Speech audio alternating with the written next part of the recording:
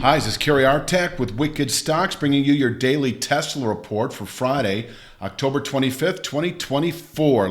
But before we check out the charts, I just want to ask you to please click like, share, subscribe, and check out wickedstocks.com, where we offer a full suite of both daily and weekly analytical videos, just like the daily Tesla and daily NVIDIA reports, daily analysis in the SPY, daily analysis in the Triple Q, weekly analysis in the S&P 500 Index, the NASDAQ 100 Index, and Apple stock, as well as 2 individual stock picks a week that you never see on YouTube that cater to the 3 to 5 week swing trader out to the 3 to 5 month near-term investor, always looking for 20% moves or more on those underlying stocks. And you get to see all of this for free. We offer a 5-day free trial up front. So check out wickedstocks.com.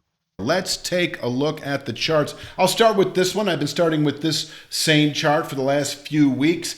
We closed below the channel bottom at 256.24 a couple of weeks ago, fell to our target. Our initial target opened to even further downside, but our target was 213.65, mentioning how that 5/8 Fibonacci could contain weekly selling pressures, and once tested, the market able to rotate upward within 2 to 3 weeks to 256.24. As it turns out, it took about 2 weeks.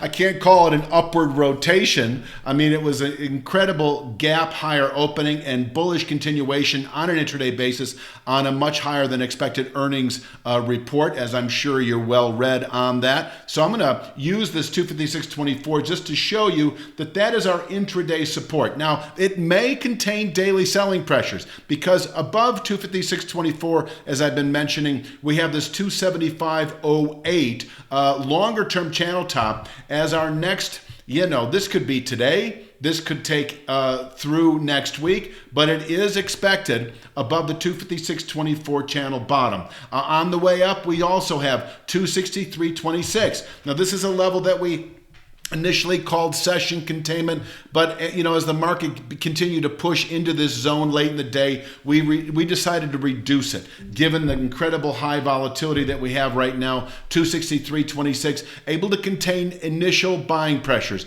possibly daily buying pressures. I hate to suggest getting short there, and I also, I'm reluctant to suggest getting long at 256.24 aggressively because of the high volatility. It is 243.01 I see as our solid pullback support. I don't know if we'll see that today, but we certainly could if we break, especially if we open below 256.24. 243.01 is a downside 3/8 Fibonacci from the low that was put out on Wednesday against the high that was put out on Thursday. And so 243.01 able to contain selling through next week, and above which, it's hard to put it all on one page, but holding above 243.01, I'll point to the far right, that 273.07 level considered, a realistic 1 to 2 week, a 1 to 2 day target. 275.08 is actually in reach today if we push or open above 263.26.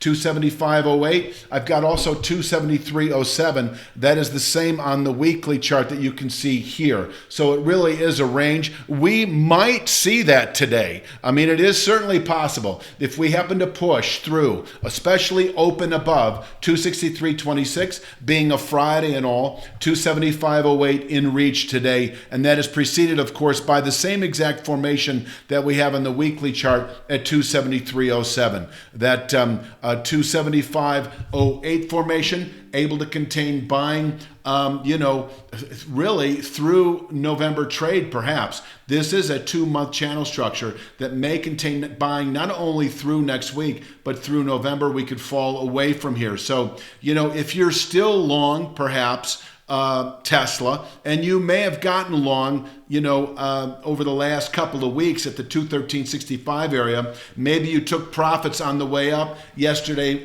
when we were testing 256.24. This formation was a little lower on Thursday. We did back off from here very modestly, but later in the day just pushed through, settled above 256.24, able to contain intraday selling pressures, and once again, above which 263.26 is likely. You can see it over here to the far right. 256.24 able to contain intraday selling, 263.26 able to contain intraday buying. One of those two is likely to give way today. If we break or open below 256.24 with present volatility, we could test 243.01, where we could bottom out through next week and once tested, or you could say above which 275.08 is likely by the end of next week, possibly by the end of today if we happen to push or open above 263.26. So if you're still long Tesla, I would suggest lightening up a bit at 275.08 because we could top out here through November trade. If we were to close above 275.08, then we have I'm going to call this a 3 to 5 week buy signal to 313.96. That meaningful channel resistance is part of a wide range up to 335.19 on the weekly chart that can contain buying through the rest of the year and quite possibly through the first quarter of next year. Let's talk downside one more time, that if we were to surprisingly close below 243.01, I see a good October high, and over the next couple of weeks we can fall back to a new structure actually that's at 211.80. We don't even have that included in the support resistance area, but closing below 243.01, no longer anticipating the mid 270s, but rather the lower 210s. This 211.80 formation able to contain a selling on at least a weekly, if not through November basis. And yes, certainly we would have a meaningful sell signal into later year if we were to close below 211.80, but I'm not going there. I don't even have the charts prepared for that yet. I think I've said it all. Please click like, share, subscribe, check out wickedstocks.com. We put out a stock pick actually on Thursday on Deere Company, John Deere, reaching a significant level that may present a longer term buy signal into the first quarter of next year. You might want to check that out. We also had another stock pick earlier in the week. You can see it all for free by going to wickedstocks.com and taking advantage of our 5-day free trial, where we also offer daily triple Q and daily SPY analysis. That is all I've got for Friday's Tesla report. I'll be back Sunday afternoon with Mondays, and you have a great weekend.